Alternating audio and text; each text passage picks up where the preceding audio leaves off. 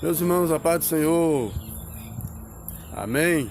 Graças a Deus por essa oportunidade na qual Deus tem nos concedido nesse dia. Amém. Meus irmãos, Deus tem botado um versículo no meu coração, uma passagem bíblica no meu coração. Eu gostaria de compartilhar com vocês, como sempre que a gente pode, a gente faz isso.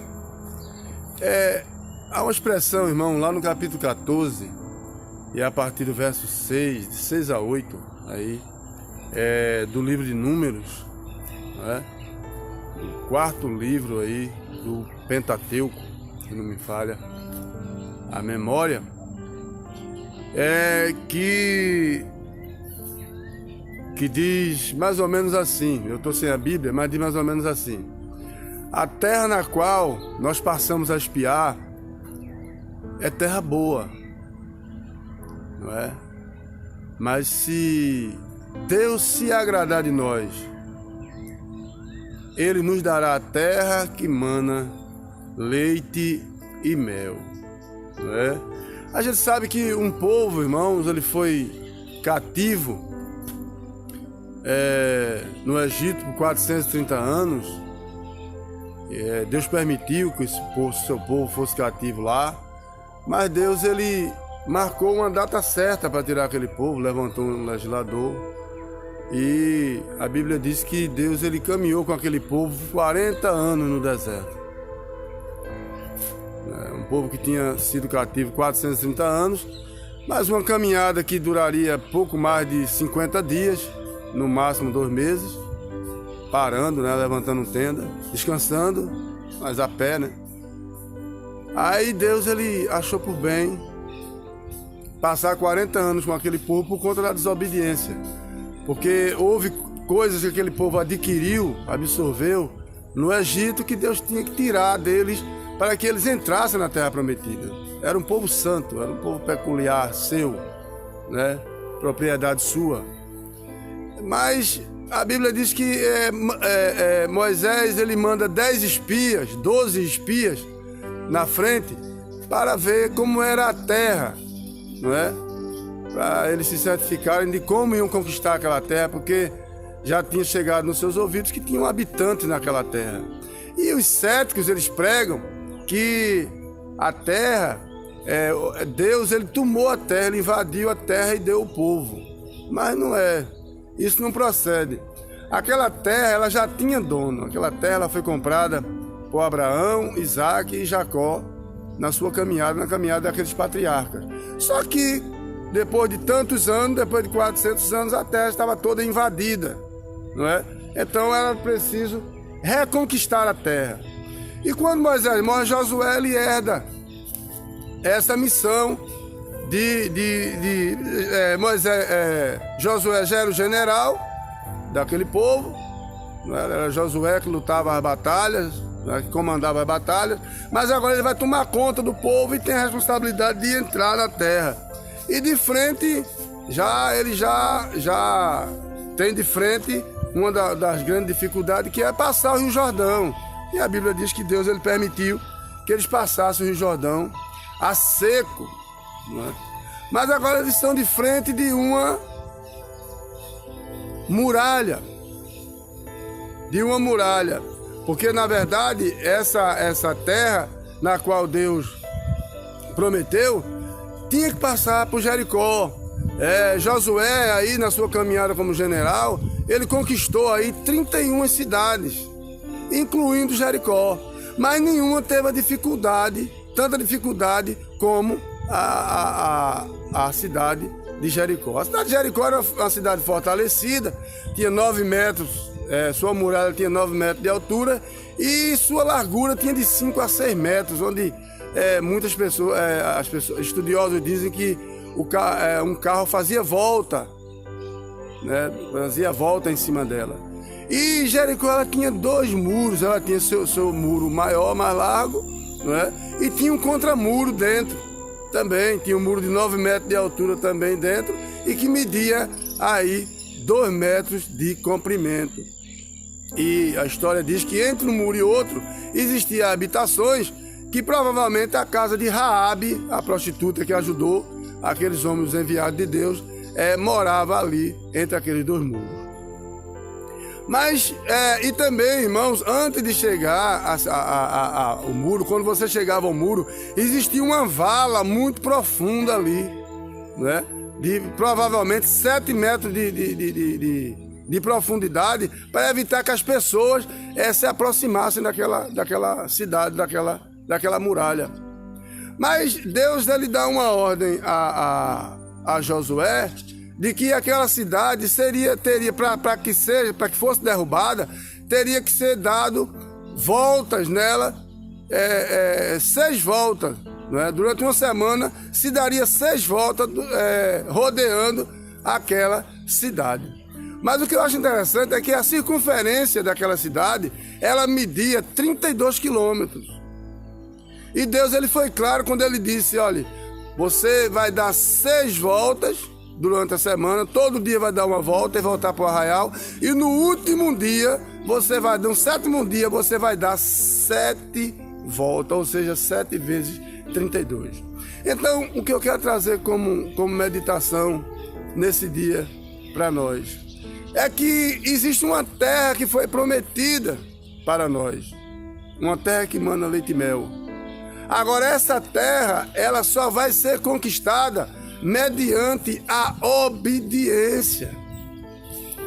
A obediência, não é? A gente vê que Caleb e Josué, eles foram claros lá no capítulo 14, quando ele disse, olha, a terra é boa, tem dificuldade, tem gigantes, tem, mas eles disseram com toda a propriedade, se Deus se agradar de nós, Ele nos dará a terra. A terra tinha gigantes até de 3 metros de altura, diz a história. Mas se Deus se agradar de nós, irmãos, existem muitas dificuldades que se levantam no dia a dia da nossa vida. E há dificuldades que a gente resolve no tribunal, com um advogado, com um delegado, com uma autoridade competente. Mas existem dificuldades, barreiras, muralhas que se levantam na nossa vida, que ela só cai com a ajuda de Deus. E Deus só entra no negócio quando há obediência. Se houver desobediência, Deus não está no negócio. Se ilude. Há uma ilusão muito grande hoje, não é? Eu vejo igrejas que se dizem muito fervorosas, assim como a igreja de Corinto, mas não existe obediência, irmão. Se faz da forma que quer. Há muito crente fervoroso, né? Há muito profeta, há muitas pessoas que curam aí, não é? Há pessoas que temem, que querem ressuscitar, não é? Como Jesus, mas não há obediência, irmãos.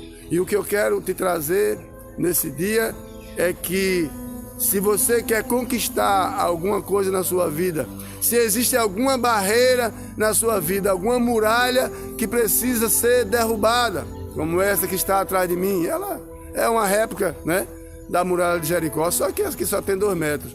Mas se você tem uma barreira na sua vida, se você tem uma muralha que tem que ser derrubada e que você não pode derrubar por meio de homens, por meio de arrumadinho, por meio de pechadas, por meio de conhecimento, não é? Há alguns que dizem que quem tem conhecimento tem tudo. Quem tem que derrubar essa muralha é Deus. Mas para que essa muralha ela caia, tem que ter a obediência. Deus queria ver, era uma coisa praticamente difícil. Rodear uma cidade com 32 quilômetros, uma vez por dia já era difícil, não é? Mas rodeavam.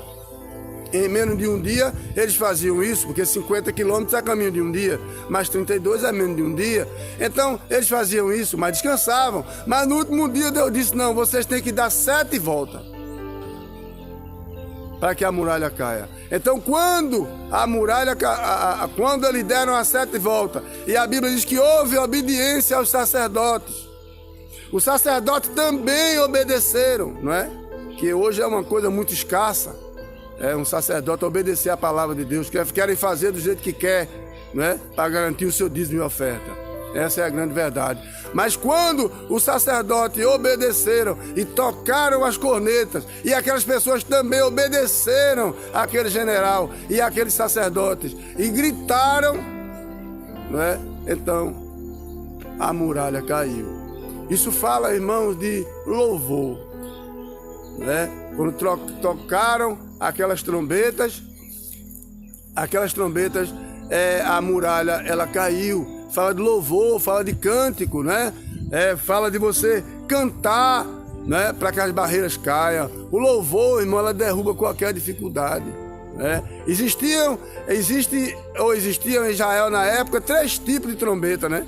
A trombeta de prata, que chamava os homens para a guerra, para as batalhas, né? Que convocava para a batalha. A terceira de ouro, né? Que era para momentos solenes, momentos de adoração, momentos de jejum, para juntar o povo, né, para se consagrar. E existia a trombeta, né, feita de chifre de carneiro, que era o chofar, né, que se dá o nome de chofar. Então, só que essa de carneiro, ela era tocada nas principais festas que haviam em Israel, em Jerusalém, né? Que era a festa dos tabernáculos, que era a festa de Pentecostes, que era a festa da Páscoa, que era a principal. Então essa trombeta era tocada nesse momento. Ou seja, então para aquele povo enfrentar aquela batalha, enfrentar aquela muralha, era motivo de alegria, porque não era, eles iam para uma batalha, mas não foi a trombeta de prata que foi tocada, convocando para uma guerra, mas foi a trombeta da alegria, a trombeta de chifre de carneiro. Então que nesse momento a gente possa refletir de que as nossas dificuldades diante de Deus, ela tem que ser conquistadas com alegria e com obediência. Porque sem obediência, ninguém vai a canto nenhum. A gente faz um esforço tão grande para obedecer o patrão, para que a gente garanta nosso contra-cheque, nosso salário, não é? A gente faz um esforço tão grande para obedecer quando a gente quer conquistar alguma coisa aqui na terra.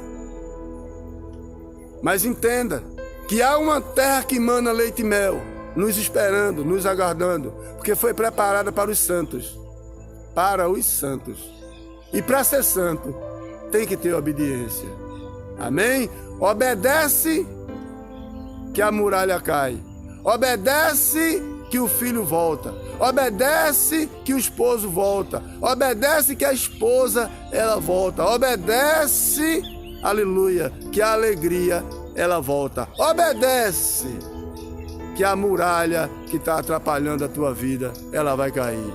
Amém? A Bíblia diz que ela não tombou. A Bíblia diz que o poder da obediência ela é tão grande que a muralha, o chão simplesmente se abriu e a muralha desceu por inteira e aquelas pessoas puderam conquistar aquela cidade. Amém? Então que Deus nos ajude e que Deus nos abençoe. Eu não sei qual é o tipo de muralha que você tem na sua vida, mas que nesse dia você possa refletir nessa palavra e entender que sem obediência é impossível agradar a Deus. Entendeu? Então, Caleb e Josué, eles falaram com muita propriedade. Se ele se agradar de nós, ele nos dará a terra. Se ele se agradar.